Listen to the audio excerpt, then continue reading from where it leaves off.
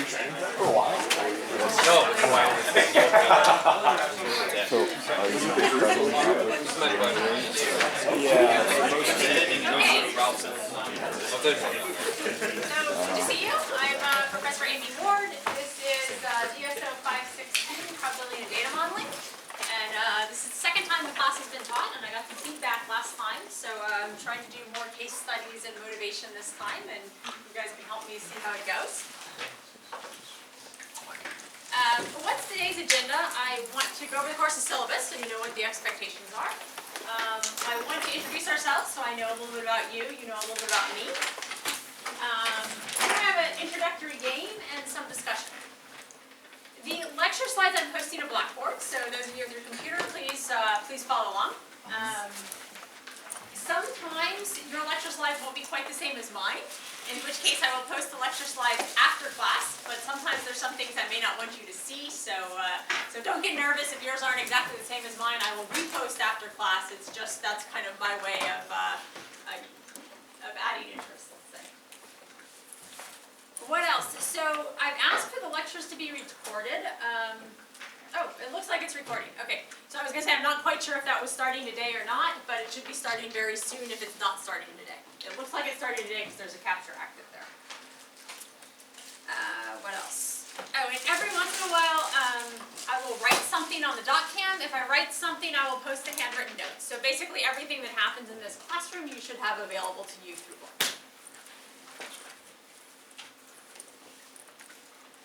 So I also wanted to say something about kind of the learning objectives and what we're trying to get out of this class. So course learning objectives. The first is you'll understand basic probability and be able to use common discrete and continuous distributions for modeling. So the idea is you have a data set. Maybe you look at the data set, maybe you do a histogram plot. I'm guessing some of you have seen histogram plots. And what distribution should I use? So I want to give you a bank of knowledge about what distributions come up when. So not just normal, but kind of a whole bunch of common distributions. So that's one bit. And in doing that, of course, I want you to learn techniques for deciding what's the right distribution to use given your data. So this is going to be some exploratory data analysis, which is a fancy way of saying plotting stuff. Some statistical methods like maximum likelihood. So how do we know what are the right parameters for the distribution? And the last bit is, you know, there's sometimes when you don't know what the distribution is. Okay? And so you have to make some estimates. You have to make some calculations when you don't really know what the underlying distribution is. And there's some probability theory that helps you out. There's some inequalities that apply to everything that are sort of, I'll call them distribution free. So I want to understand a little bit about what those are.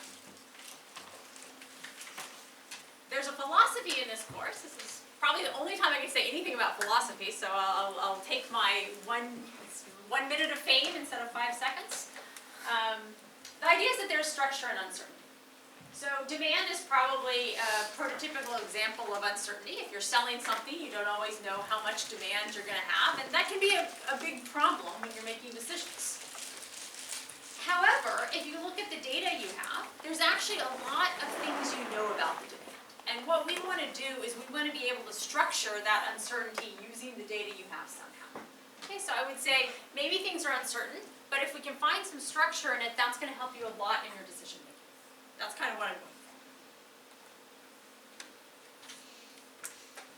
for. Okay, so course materials. I'm expecting you have access to Excel. For the most part, I've never had that to be a problem. There is, if you want to access Excel through the Marshall Virtual Lab, there are instructions posted here. There is a course textbook. I'm going to say this loosely because it's not that we're going to be following it exactly. The course textbook is by Barnett. It's Applied Probability Models and Intuition. On the syllabus, I've listed some page numbers from the book. And so the idea here is if you're the type of person that learns and when you see a concept you really want like a book to go to and read more, this is the way to do it. If you see my lectures over the next couple weeks and you feel comfortable that my lecture slides are pretty good, you don't have to have the textbook. Okay? There are homeworks I will give from the textbook, in which case you either need to see me so you can copy it or talk to one of your friends. So I'm definitely expecting everybody has access access to the exercises in the textbook, either through yourself or through your friends. But I'm not following the textbook exactly for lectures. Did that make sense? I was a little bit, okay.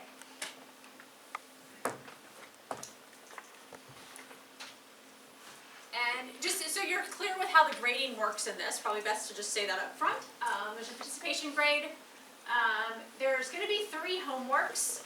The first one is actually due Wednesday, and it's a case analysis. So I say homework, but the first one will be based on a case. The second one will be a little bit more standard homework. The third one will be a little bit more like case analysis. So we'll go back and forth. And there's an exam. That's going to be the last day of class. But when I say exam, what I'm thinking about is when you're at work and you have to do something, right? What do you have access to? You have access to any notes, you have access to the internet, you have access to any of your textbooks. That's exactly how the exam in this class is. Okay? So I'm thinking about it as what's the environment you're I can best mimic what you see in your life. You'll come into the exam, into the class, I'll give you some problems to solve. You have access to everything but your neighbor.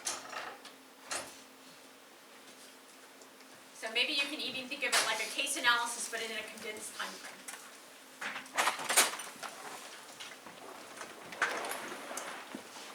Okay, so just to say something for that first homework, it's based on the app shop case, which is a Darden Business School case. I posted the link on Blackboard so you can get to it.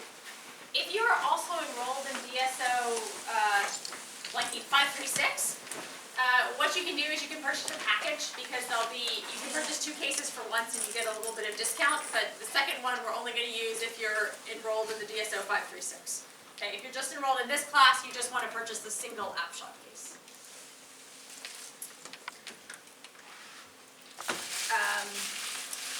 And it is an individual homework, but I definitely encourage you. I'm happy with discussions. I think that's a great thing. So discuss with each other. If you want to work in groups, that's great, but you will have to hand in an individual analysis. Oh, and that's, just to be clear, we have Martin Luther King Day, so that's due a week from Wednesday. So I'm giving you long warning. Okay, so that was basically all the nuts and bolts stuff. Are there any question on nuts and bolts? Is there anything I forgot to say?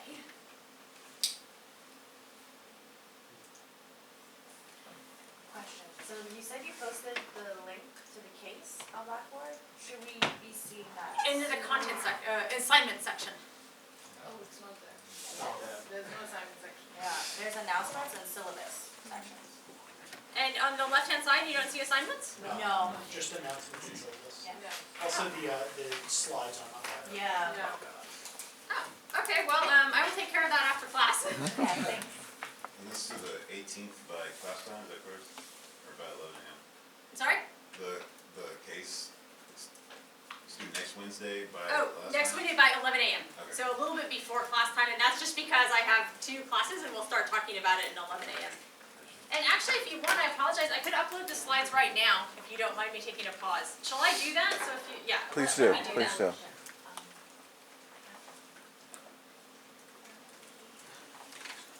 That's odd, I don't know what happened.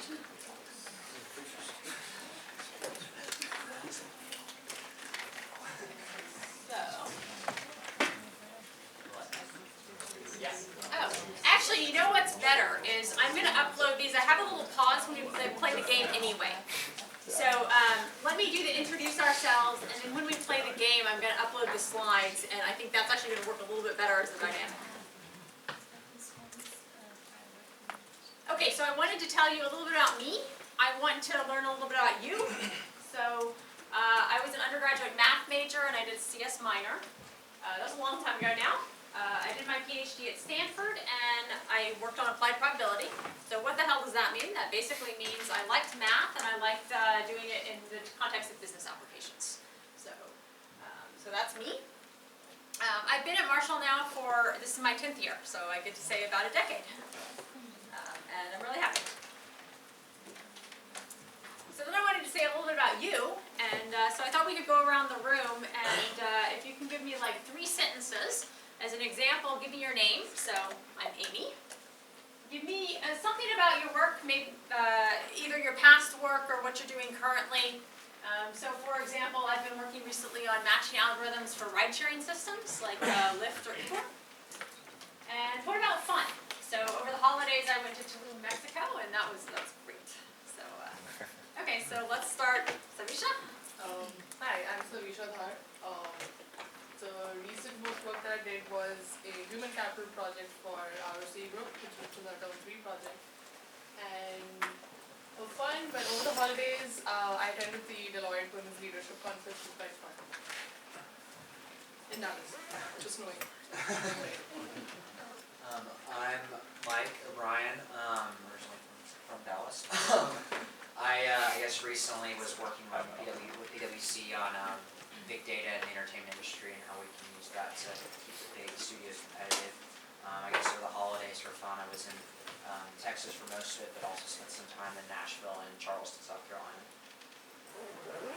I'm Darlene Zeffman. I also recently worked on the RRC Human Capital Consulting project with Savisha. For the break, I caught up on some songwriting, hanging out with my 2 nieces, and just sleep. Sleep is good. Balaji Sridhar. Before coming to Marshall, I worked at GE. I was in their operations management program. And over the break, I went to Barcelona. Yes. Hi, I'm Bruno. I'm from Brazil, Rio de Janeiro. Before coming to Marshall, I worked for a hedge fund for 4 years. And over the holidays, I went back home, back to Rio. My name is Joe Corsini. I worked as an investment analyst in London before coming to Marshall. And for fun, I'll go away from the holidays thing since mine was kind of boring. But for fun, I like to make pickle, hot sauces, and mustards. Will we get the sample? Yeah, I can bring some. So my name's Adam. Before at Marshall, I actually worked at East West Bank in their digital marketing department. And then what did I do over the break? My girlfriend and I drove down to San Diego and then sat in traffic on the way back. But all those things were cool. Traffic is a lot better when you have lots of hot chocolate. Well, my name is Jun. I'm from South Korea. My major is computer science, and my research is about unsupervised learning algorithm. And it's first time to visit LA, so all of things are very interesting. Welcome. Hey, I'm Brady. I'm a second year full-time MBA student. I worked, before Marshall, I worked at Cisco Systems for 4 years as an engineer. And for fun, during winter, I went back to India after a year and a half, and it was a lot of fun. I'm Garrett Hammondtree. I did engineering in the oil and gas industry, and I'm looking at going into finance. For fun, I just surf and dirt bike. I'm just gonna, some of you have name tags, some of you don't, but in the future, if you can bring name tags, it helps me out a lot, so. I'm Mike Fitchner. Before coming to Marshall, I was a product manager at a startup med device company. And for fun, I got to go to the Rose Bowl over Christmas break. And that was the very first game my fiance has ever enjoyed at football. My name is Brian. I'm a first year MBA. I was working at AIG for 4 years in underwriting prior to joining Marshall. I'm from Missouri, where I visited over the holidays and ate a lot of good food, cookies, cakes, pies. So over the weekend, I did a little mountain biking to try and work off. Hi, I'm Boram Yoon. I'm from South Korea. I work for a telecommunication company back in South Korea. During the winter break, I went to Yosemite with my family. It was heavy snow, so I enjoyed a lot. Hi, my name is Carl Mullins. I worked for 20 years in the aerospace corporations down here in El Segundo for Hughes, TRW, and the RAND Corporation. I'm now transitioning into analytics, but basically I was doing designing and testing and deploying military reconnaissance satellites for the government. I'm now returning back to school and enjoying the environment. And the fun I had recently was just staying home and studying. That's been My name's Ian McLaughlin. I'm a first year MBA student, and last I worked for a telecom company in West LA in Santa Monica area, and then for fun, always try to get out and surf and hike. I'm Luis Sonorio, a first year MBA student. Previously, I worked in risk management and nuclear power. And for fun, over the winter break, I played with my dogs a lot. Yeah, Alex James from Taiwan. Before Marshall, I used to work at NVIDIA in the APAC as a marketing manager. And recently, we just started enjoying cooking. Hi, I'm Tanya Monstrich. Before Marshall, used to work in corporate finance and financial services, and then investment banking intern this past summer. Over the holidays, I just went back east to New York. It's great. I'm James. Before coming to Marshall, I was a futures trader in Chicago and just played a lot of golf over break. I'm Rebecca. Before the MBA, I used to work in the for-profit education industry, and I'm from Rio, so for fun, I do what people from Rio do. I go to the beach, I go out, things like that. Olympics? Sorry? Did you go to the Olympics? No, I was here studying. Hi, my name is Laís. I'm from Brazil as well.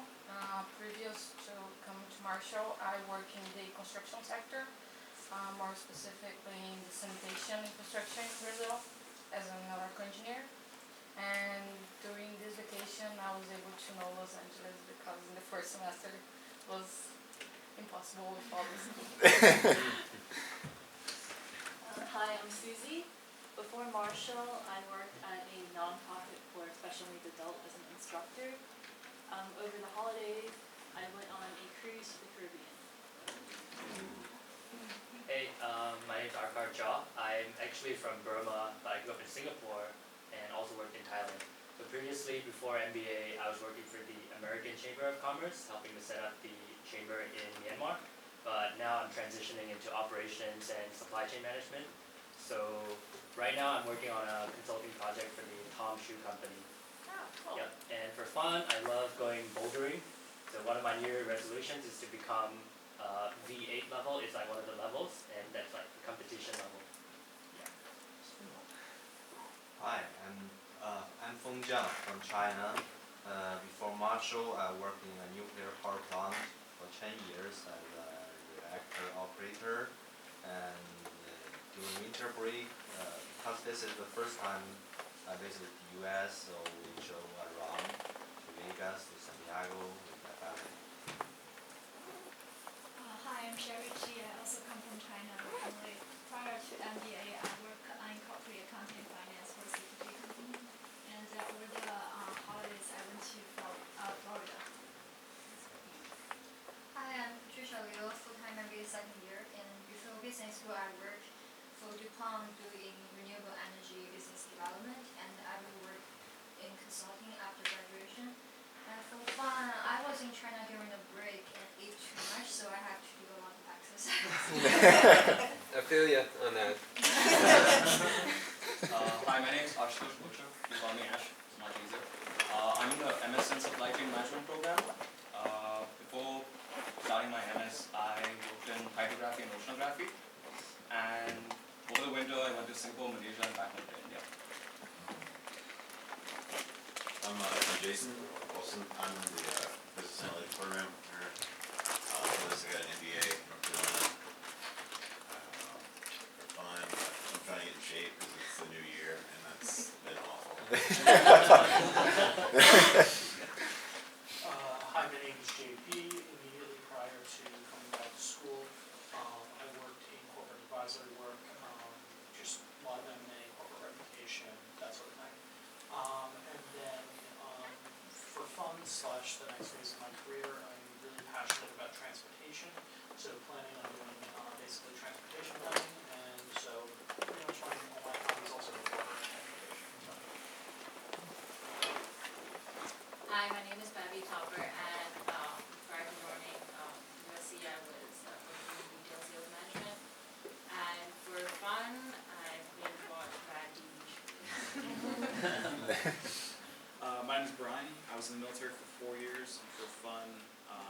coach a lot of puppies and drink a lot of craft beer in San Diego.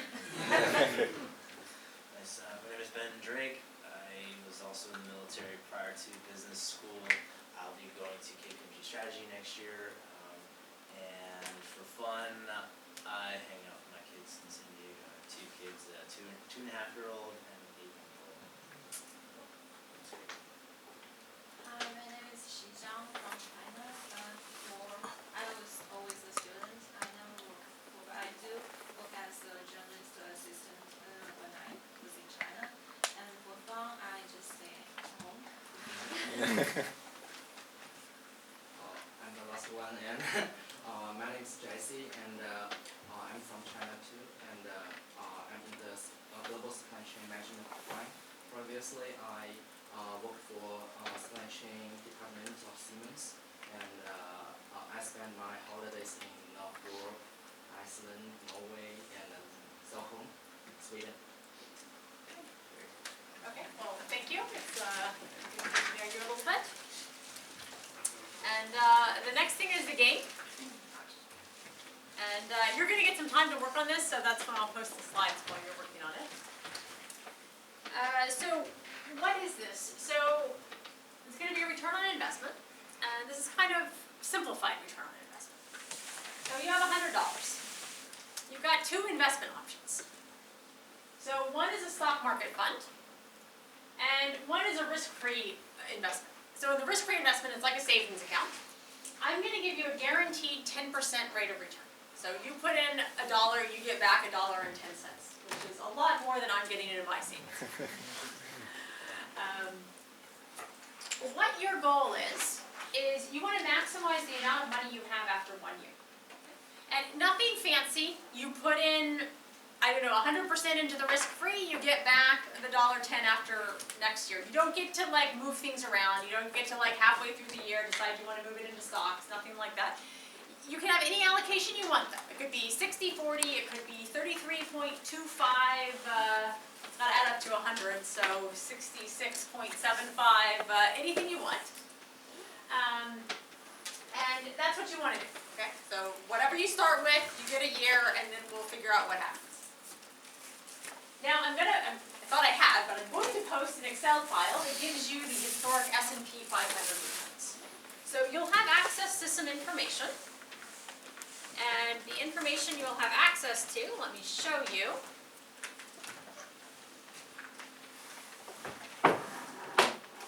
Is your index fund is S&P 500, and this is all the returns of the S&P 500 since the stock market's since 1928. So you see the yearly returns for the stock market, and you can do whatever you like with it.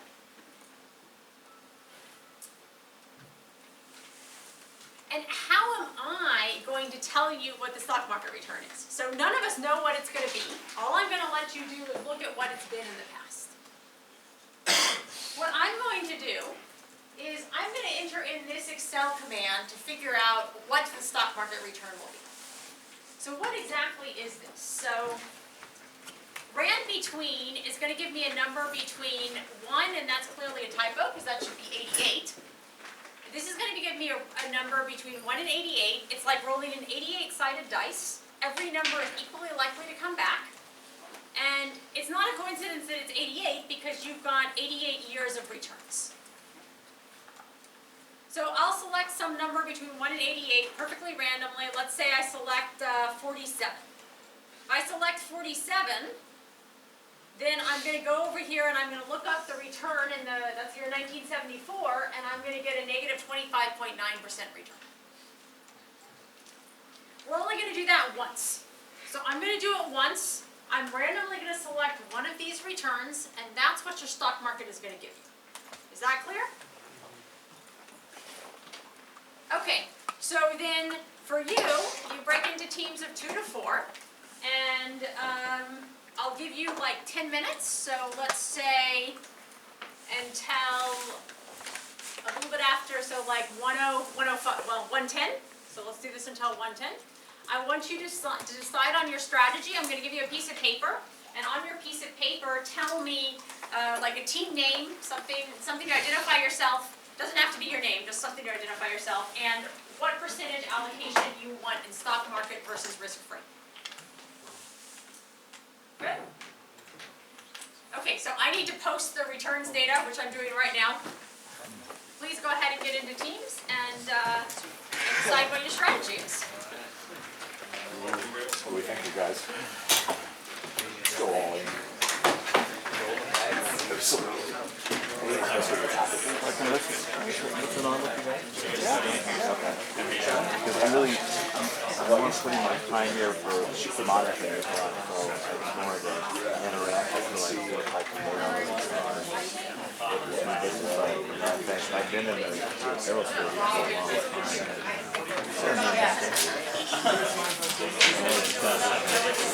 For me, but I gotta do it.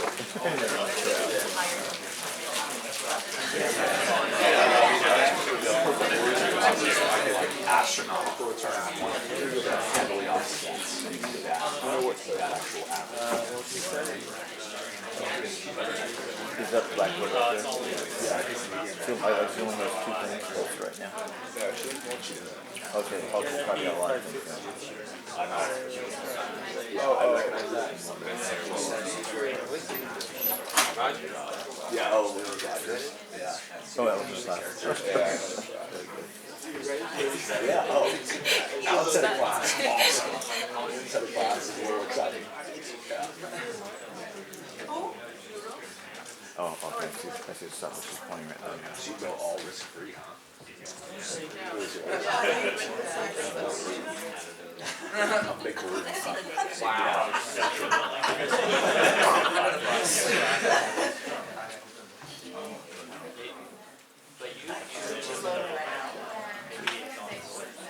She's doing administrative for the class. About this, the random returns selection. Random between 1 and 88. And the data is in that column, which is A3.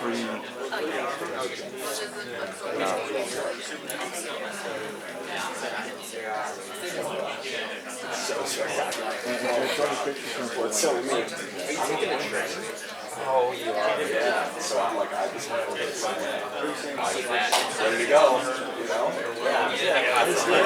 Yeah. Paper, down, made breakfast. Like, I had a very relaxed morning. You take the train in? I did, yeah. We go, we took another little metro pass. Yeah, what? Are you doing that today? I'm going to do this right now. What is it? 1 to 88. So, you look down there. We can assume oh, shoot. Yeah. Oh, it's so fun. We can assume that okay, got it. Oh my goodness. Yeah. Oh, that's fantastic. Yeah. Oh, cool. So she started oh, how's it going so far?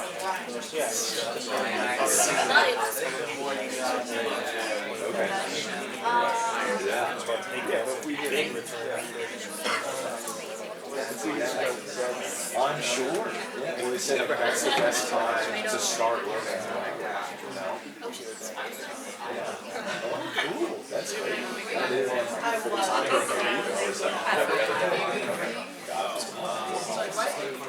yeah, that's great. Let's switch classes. What's the time? We're only hitting Yeah. Index fund. She's building some I like that. Okay, so thank you for your patience. Everything should be posted. Return data is up now.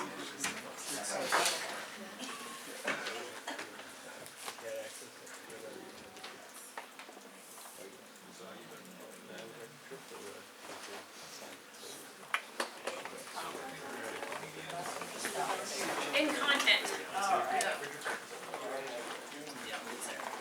Great.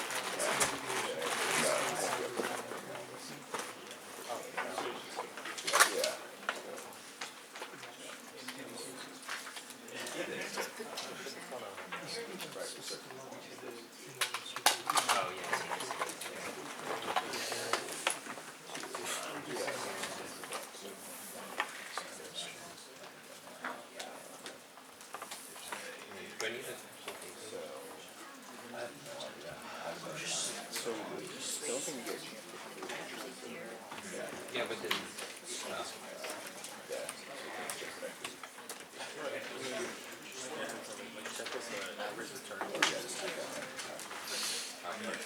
So you grab it all together.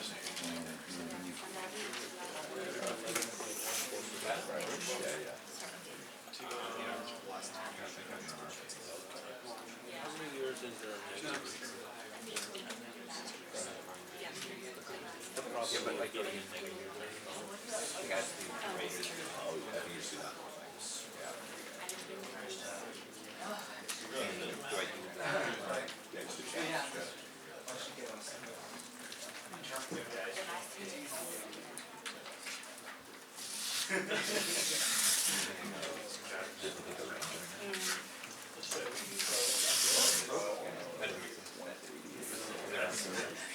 I like your idea about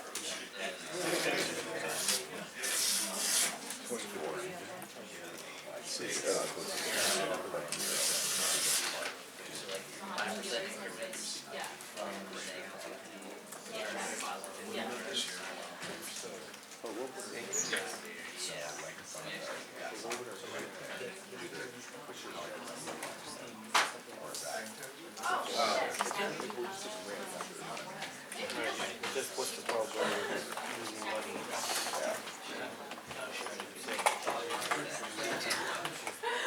Well, that gave you a little bit of a hint.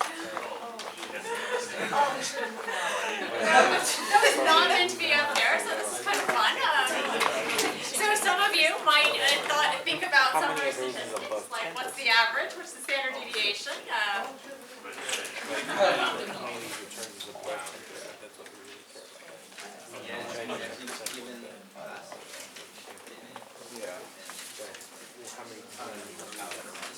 That's, well.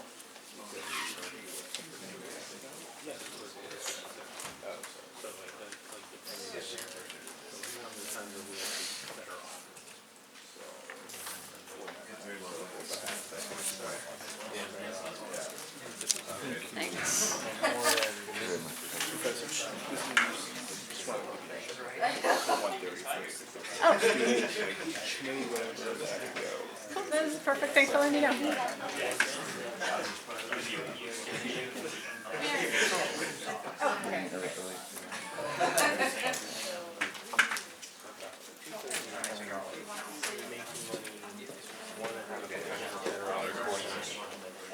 So we would advance. I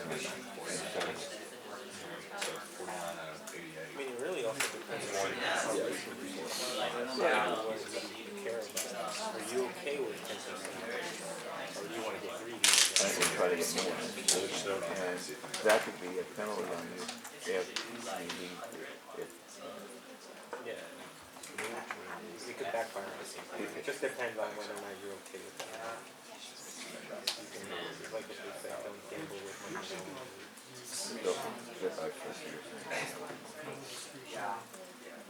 But people do it every day. I know.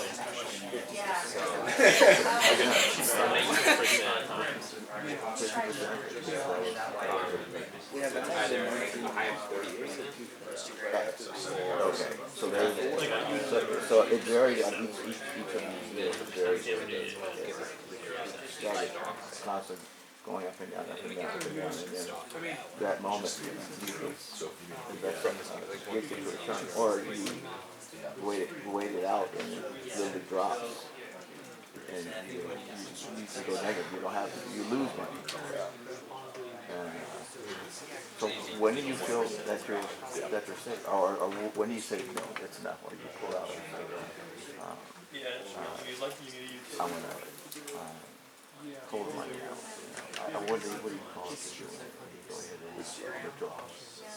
You go to the broker or your stockbroker and say, no, or put the money in the bank. So is that what most stock people do?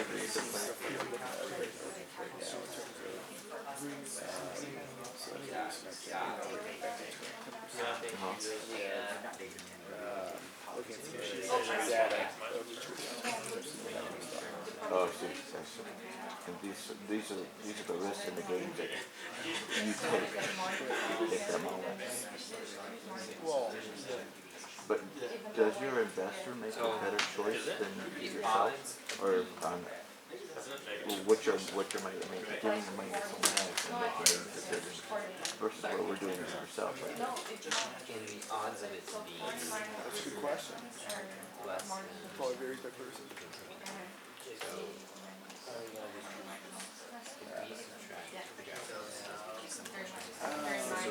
only what a 16% Well,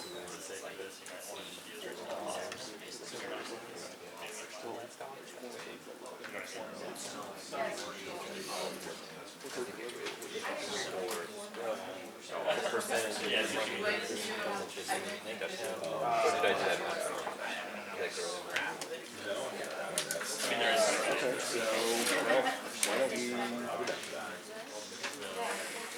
I don't know if I did that math right. Since two. Well, they're just numbers, right? It's really just numbers, right? And so you look at the years and 84. Do you feel The safe return one, right? like this? And you said earlier, if you don't have the money, don't. Okay, so it's 1:10, so I'm cutting you a little bit short. I want to come and pick up your decision. Well, how about 2 minutes? Is that finish the call in 2 minutes? Warning, I'm going to be picking up answers, or not answers, but decisions.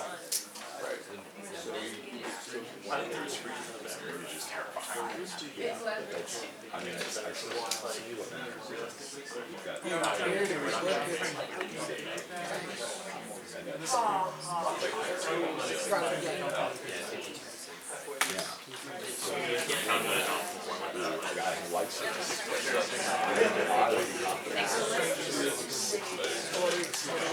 So, did you feel that in a certain time for the best for the return?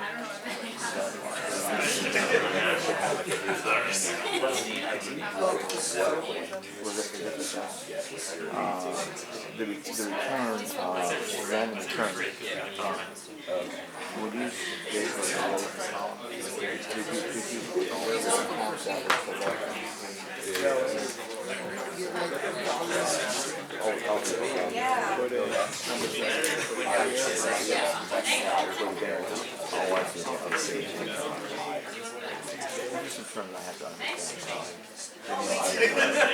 it better. I heard that something was there significantly about that you guys are using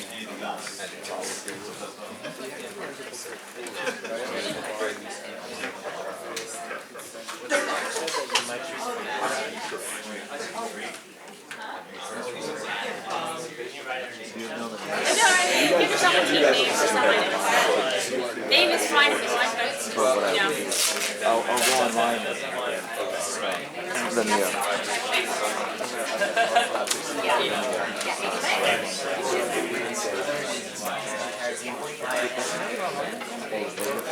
Writing it down. This is getting serious up here. I can see your brain. Yeah, oh, it's a real deal right now.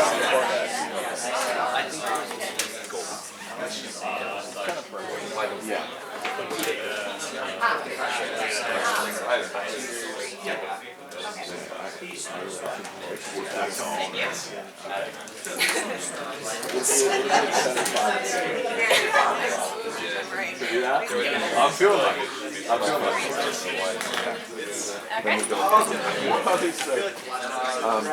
But she doesn't have that is a little son, but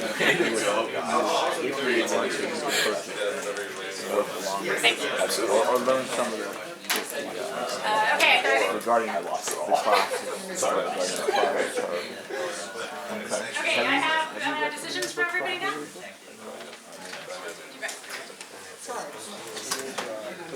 Yeah.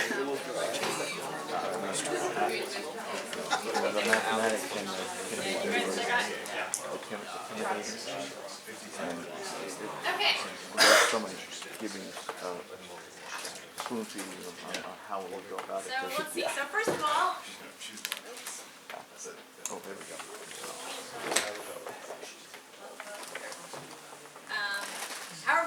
was, so I said it's gonna be equals rand between of 1 comma 88 comma data. Okay, now before I press return, let's see how people decided to allocate. Okay. So I've got an analytic that is 56% stocks, 44% savings. I've got team Jashish? Yeah. Jesse Ash. That is 55.7% stocks. Oh, down there. 55 stocks, 45 savings. I've got Awesome that is 75% risk-free, safe, and 25% in stocks. I've got a no-name team that is 100% stock market. I've got the O'Brienettes that are 60-40 with 60 to the stock market. I've got the Isotops that are 2/3, 1/3 with 2/3 to the savings account. I've got Susie's team that is all in on the stocks. I've got Bad Hombre, I like the name, which is 55 stocks, 45 risk-free.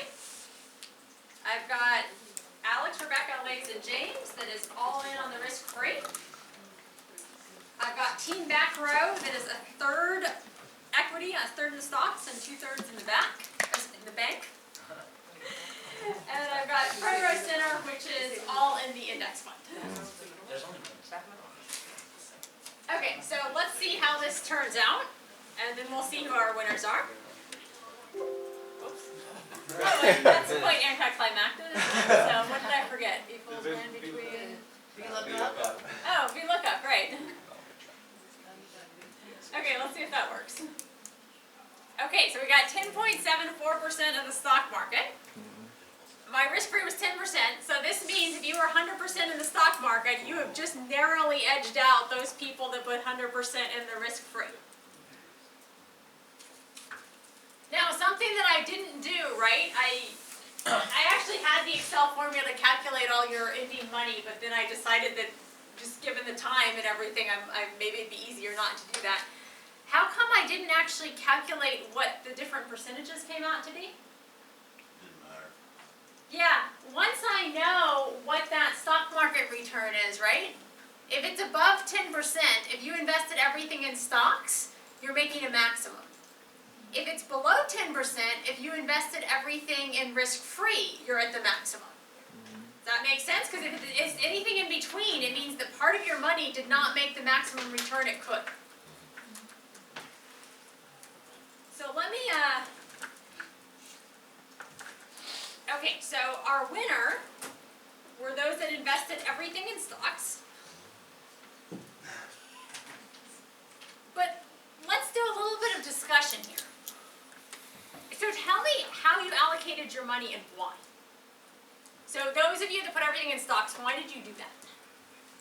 Front Row Center did, so I'll pick my name. So my partner here was correct insofar as in this particular exercise, because you were using the VLOOKUP, so all you needed to do necessarily was to basically see how many of the historical returns were above 10%, and given that I think it was around 2/3 of them were above 10%, then if you were just trying to do this one trial, you were best off putting all your money into stocks. In the real world, I made it more convoluted than it needed to be, so that's not what this is. But let me pick up on two things there. One was, it is like you said, right? We're basically interested, because I gave you this one-shot game, you are interested in what's the percentage of time or percentage of values in that data set I gave you that are above 10%. That's basically your chance of winning, is the percentage of values in that data set that are above 10%. Now, when you said something about more convoluted, I think one thing that usually when you think about this, right, I gave you a very specific little game. What about risk? Does anyone think about risk? That's kind of a natural thing to think about. Yeah, I mean, there's a chance if you put it in that stock market, there are a lot of negative returns there. You could end up with something below zero. So one thing I didn't say was that I was going to, for example, penalize you if you lost money. But say I added a twist like that to the game. Say I was going to penalize you if you lost money. maybe you can imagine situations where the risk would really come into play because you want to make sure you don't lose money. But I didn't say that. I didn't give you a safeguard like you really, if you lose money, you definitely cannot win. If I'd said if you lose money, you definitely cannot win, now 100% in stock is probably not the right thing to do. So there's an observation. So I gave you a game that completely discounted risk. But given that another thing you might have thought about is what is the average stock market return, right? So I think I accidentally showed some numbers. And some of you might have thought about the average and the standard deviation of these returns. And one of the things you probably noticed was that the average return was pretty high, but the standard deviation was also pretty high. So it was really all over the place. So if you were thinking about risk, which is a pretty natural thing to think about when you're thinking about how your money's going to come out in another year, one thing you're kind of worried about in the stock market is like, oh, that maybe the average is 11%, but it's kind of all over the place. But if I want to maximize my probability of winning this game, what I really want to know is what's the chance I will win if I put all my money in stocks? Would you agree with me? That to some degree, that's one calculation I would like to make. And why am I focused on this all money in stocks or all money in risk-free? So let's think about something. Why am I saying that all money in stocks or all money in risk-free is going to win? So let's just think a little bit about how much money you're going to return after a year. So R is going to be this return. This is what I didn't tell you, right? This is what we did the VLOOKUP. P is your decision. P is the allocation you decided on stocks versus risk-free. So here, if you want to see your money at the end, right, it should be, let's say 100, I'm normalizing. So P is the proportion you're putting in stocks. P times 1 plus R, that's the amount given to you from the stock market, right? Plus 1 minus P times 1.1, that's the amount you get from the risk-free. So you would agree with me that after I tell you the return, this is the formula that calculates how much money you have. Okay, so I can do a little bit of algebra, and I'm going to make an observation there. After my little bit of algebra, this thing is exactly equal to this. And look, if R comes out to be above 100%, this is maximized when that P equals 1, when everything is in the stock market. But on the other hand, if R comes out to be less than 10%, this is maximized when you got everything in the risk-free. So observation 1 is if you actually write out how much money you'll have when I give you the solution to this game, you either want to be all in stock or all in risk-free.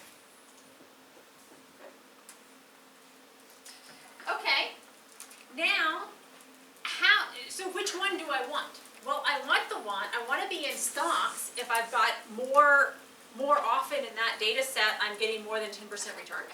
And I want to be in risk-free if more often I'm getting less than 10% return. So I heard you say count-if function, JP. I So, did not say count. Oh, yeah. Wait. I think you did, actually.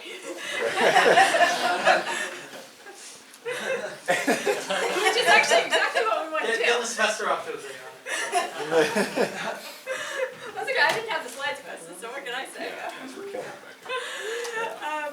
So how do we figure out whether a stocks is going to win more often? Well, one thing we could do is we want to know the probability or the frequency with which the return comes back to be less than 10%. And if I want to figure that out, so what I've typed here in F4, I'm doing count if. So this is your data set. These are all the returns.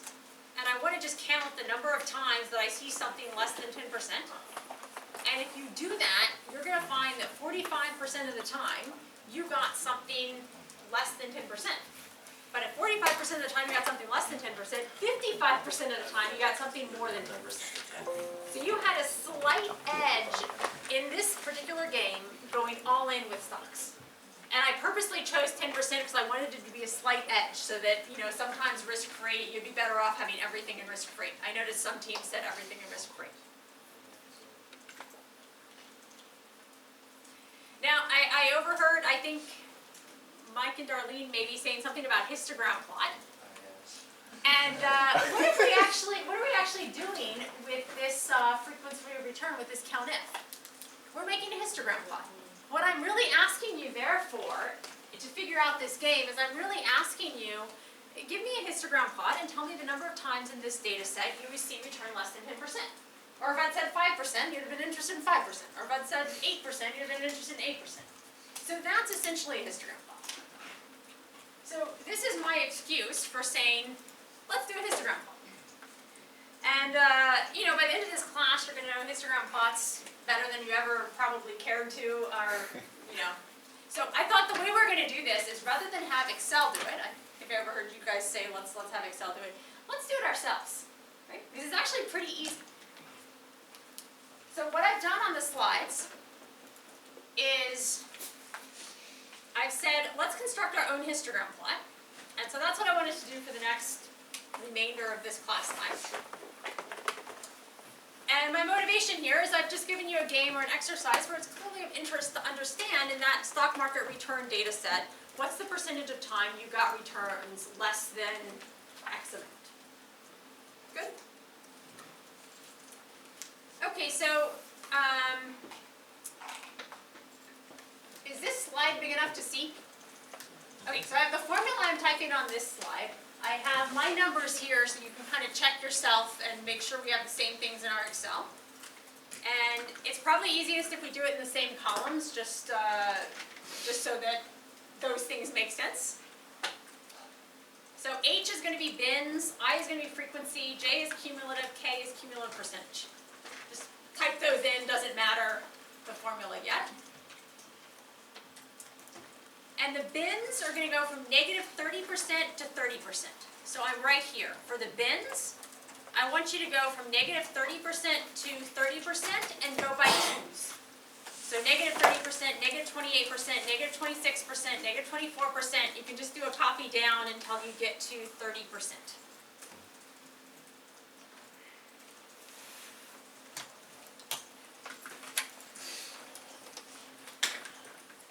And I'm going to need like a little bit of nodding when you're done, just so I know we're on the same page.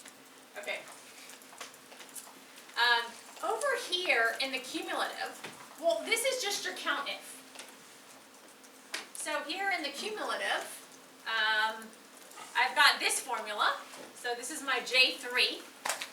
And this is the data set, right? So I'm COUNTIF, this is the data set, and I do less than or equal to and H3, and this just tells Excel to look, I want to count the number of times I see returns less than whatever I see in H3, which is negative 30%. And then you can enter that formula and copy down on J.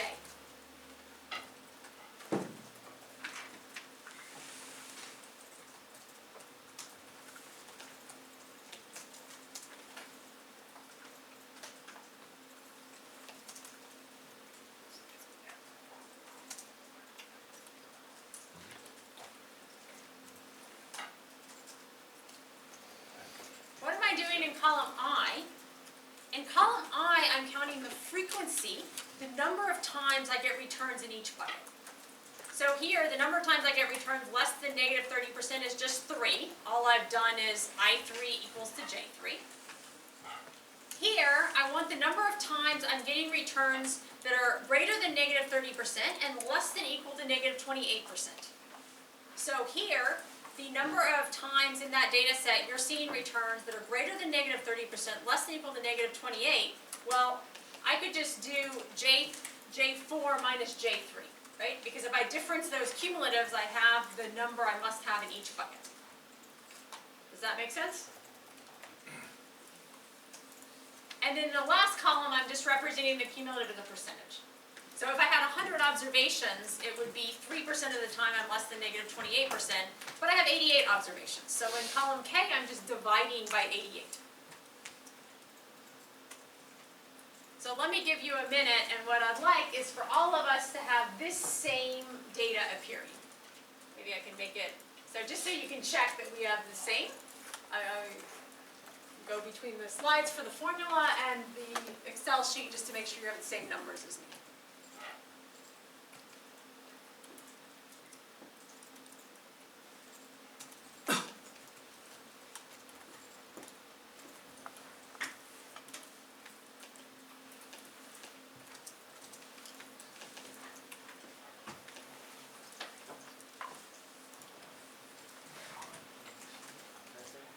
So for the bins, you just put it till 30%? Yes, until, okay, so you're asking me, can you hold that thought for like, I think I know what you're about to ask, so hold it for, is your number not quite summing up to the 88? Right, because there's Yeah. more than 30%. Is that, Sorry, I just have a question. For the frequency, is that the second part supposed to be I4 is equal to J4 minus J3? yes, Yeah. Okay, because it's different on the slide. it is? Yeah. Oh, it should be I4, not I3. Okay, sorry, yes, this should be I4 equals J4 minus J3. Right, thanks so much. Thank you. I'm sure that's the last typo you'll ever see in the slides. Actually, it doesn't matter.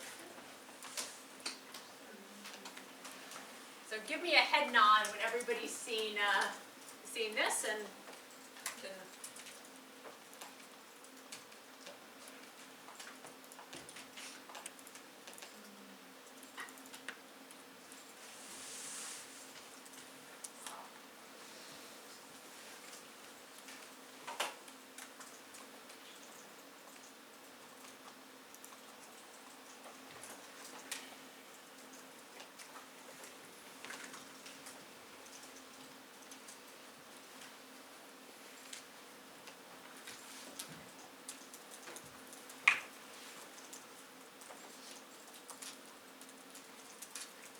good.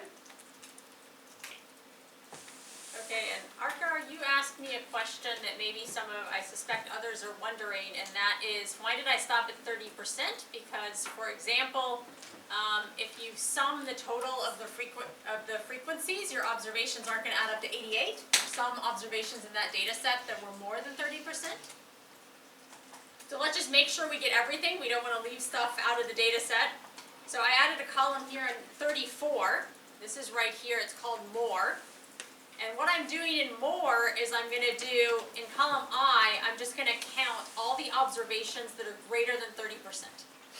So if I add this in column I and I count all the observations that are greater than 30%, and I sum column I, I'm going to get 88. So that makes sure that I have put all of the observations you're seeing in that data set into some bucket.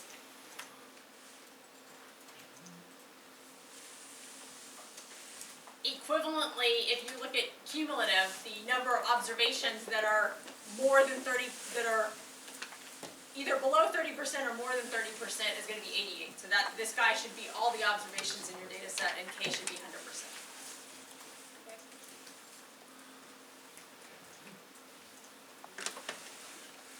So I have very nice even bins between negative 30% and 30%, and then after 30%, I'm just going to say, okay, add everything up.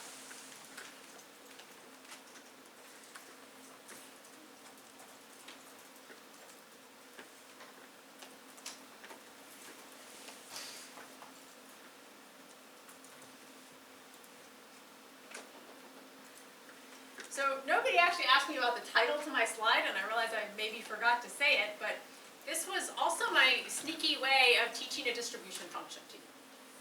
So you've now created a distribution function. We had what I call a random variable. The random variable was this return that you didn't know. What do we know about how that return is going to come back? That is absolutely 100% completely characterized by what's known as the distribution function. What is the distribution function? Well, in this case, it's exactly what you just made in column J. The distribution function, actually in column K, the distribution function is telling me for any number I want, negative 8%, negative 5.53%, how many times does the return come back less than or equal to that number? So you've created a distribution function for me for a random variable. This is equivalently what you think of when you do a histogram plot. So let's do something else, right? So let's do the histogram plot in Excel. let's do, I think I have it. Okay, so on the next slide, which you probably can't see, so. Are we good going on? Does everybody have, okay. So data, I want to do data. I want to do data analysis. And I want histogram. So data analysis, histogram.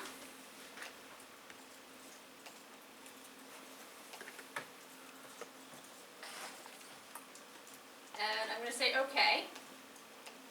And what is the input range for this histogram plot? The input range is your data set. So the input range, I'm going to come over here, and that should be these annual returns. So it's C3, I'm doing shift control down to get down to C90. So C3 to C90, that is the range of, that's all my data that I've got. What's the bin range? If you leave this blank, Excel will do it for you. I find that a lot of times Excel comes back with weird bin ranges, so I'm going to specify it. The bin range is exactly what we specified in the H column. So I want a bin range of -30 to 30%, and it's going by twos. And the output range, I think it's nicest if I'm going to put in wherever you made your bins, your frequency, and your cumulative and cumulative percentage, just put it to the left of that. It's nice to see it on the same worksheet. So I put mine in M2. I've already done this, so I have this over there. But put it in say M2, or some free slot on the worksheet, wherever your free space is. And I want you to check cumulative percentage and chart output. Okay, so these are the parameters I want you to give to Excel. You tell it to make the histogram plot. And I know it's a little bit small, so just ask me if you can't read anything. So what was the input range? The input range should be C3 to C90, and that is exactly the return data I gave you.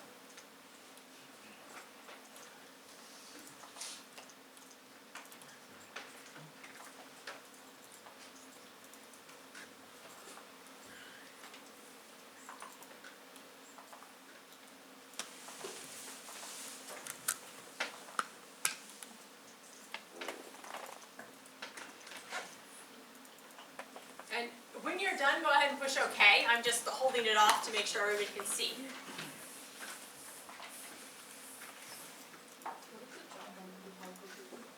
What is what?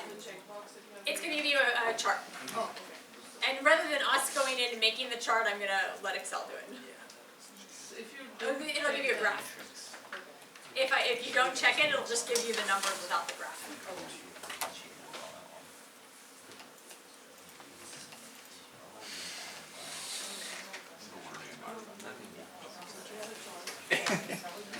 Okay. Didn't want to do that.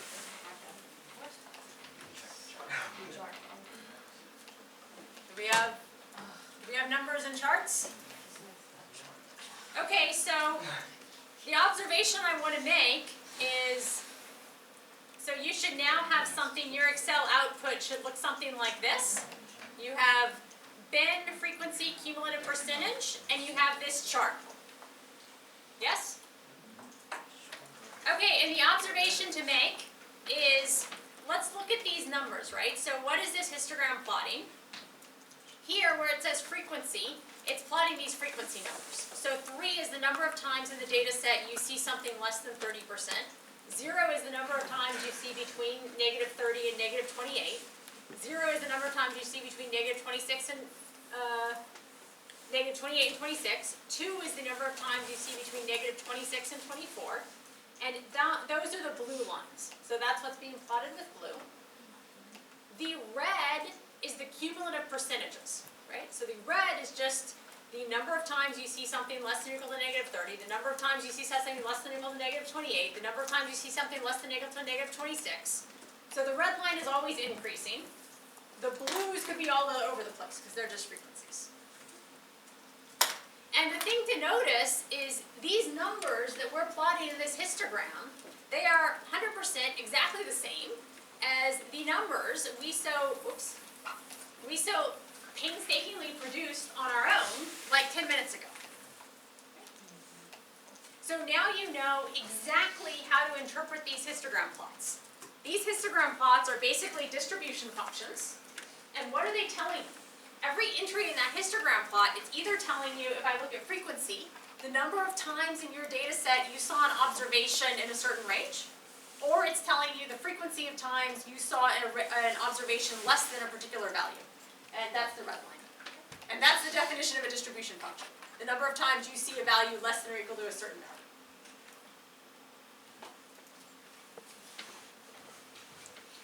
Okay, so are we good with histogram, both producing it on our own and Excel doing it for us?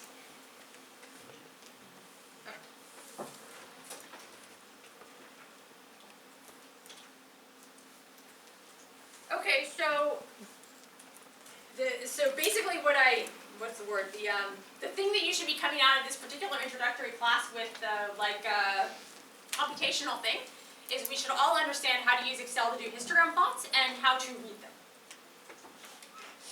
But let's go back a little bit to the game and let's think about what my overall objective is for the class, which is understanding how do we go from these data sets to different distributions and what distributions are these.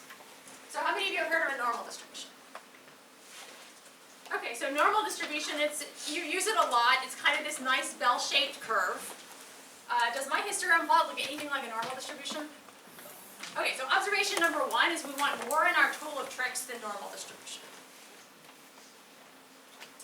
And let's have a little bit more discussion. You know, what I really wanted to do in this game is I really wanted to think about, it's 2017, I'm investing my money, I've got a 1-year time horizon, and if I invest it all in the stock market, what's my return going to be?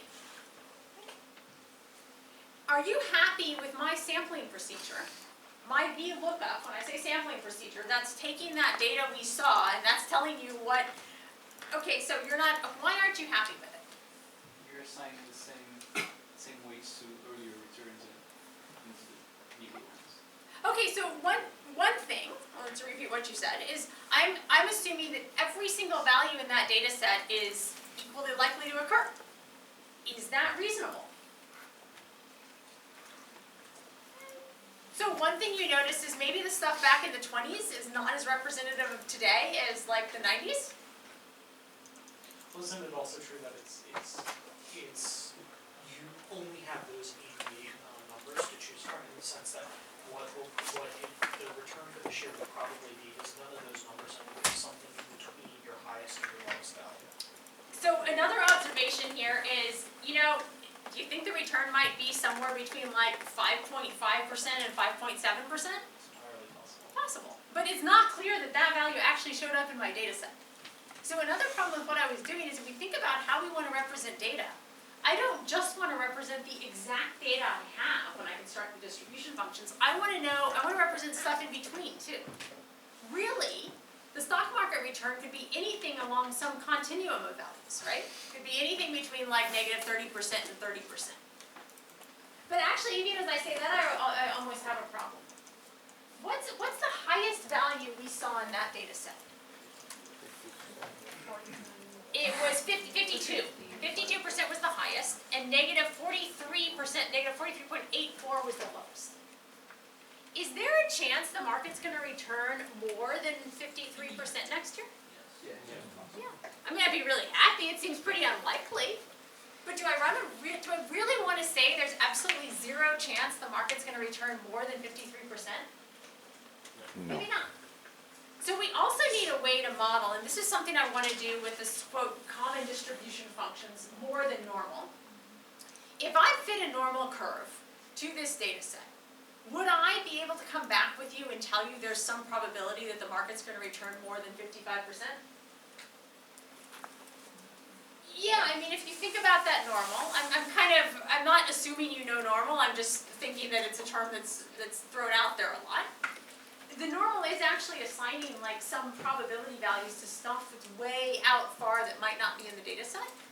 So one thing we want is we want a way to look at the data set and fit a distribution where we're going to assign some probability to values, low probability, but stuff that's higher or lower than anything we've actually seen in the data set. A little bit aside on that, have any of you heard Nassim Taleb? Okay, so my finance people do. So who is he? He wrote the book about Black Swan. Black Swan. What's a black swan?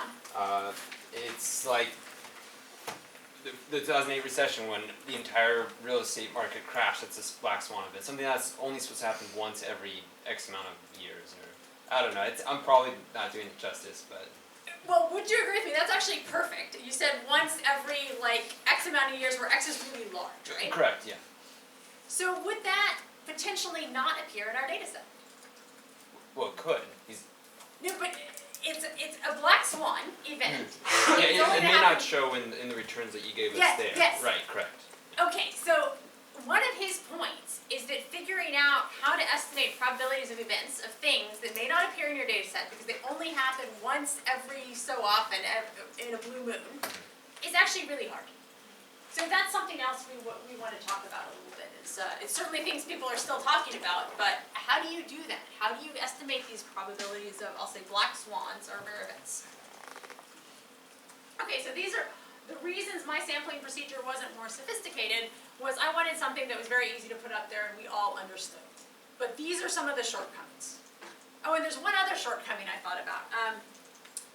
What about some kind of dependence in the return? If I know the market's been going really strongly for the last couple of years and I've seen positive returns, maybe it's more likely I see a positive return next year. I didn't account for that at all, right? So that's one other thing to think about in the way I gave you the sample. The other question I wanted to ask you is, I know at least heard somebody talk about the average, and what would have changed if the way I told you we were going to play this game is it's not a 1-year investment horizon, it's a 20-year investment horizon. And what I'm going to do is I'm going to generate a return every single year. You're going to get a return for 20 years. I'll take the average of those returns, and we'll use that. Now, what am I interested in? If I get to sample this return 20 times, not just one time, how confident are you that I'm going to get a strong positive return? More confident.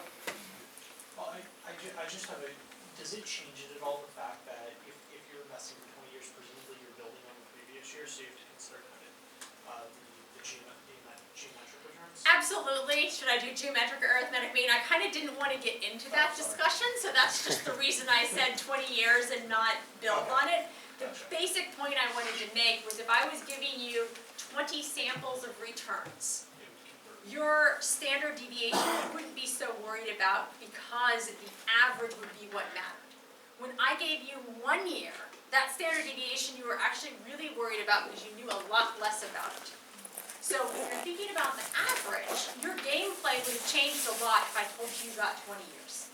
And what JP was mentioning is, I now to really do this, I got to specify some way, how is the money growing each year, and am I going to do a geometric mean for calculating the returns and arithmetic mean? I just want to make the observation that if I get 20 returns, 20 samples of that return, and I take the average of those 20 samples, I'm pretty confident that it's going to be close to that 11%. So even if I'm kind of risk-free, I'm a little bit more confident that it's going to be close to that 11%. So the other observation I wanted to come out here is the difference between, I'll call it a one-shot game and a mini-shot game. In one case, I'm actually really interested in the median. In the other case, I'm really interested in the average, and they're different things. Given the exact same sampling procedure, is that what we're talking about comparing right Yes, the exact same. So throw away everything I just said for point 1. Pretend we're back to the not quite realistic sampling procedure. Yes. But those observations do apply to sort of more sophisticated sampling procedures. So if you'll give me a back off and say, the idea is kind of more general, even though I'm talking about this thing that we just actually kind of cut down a little bit. Yeah.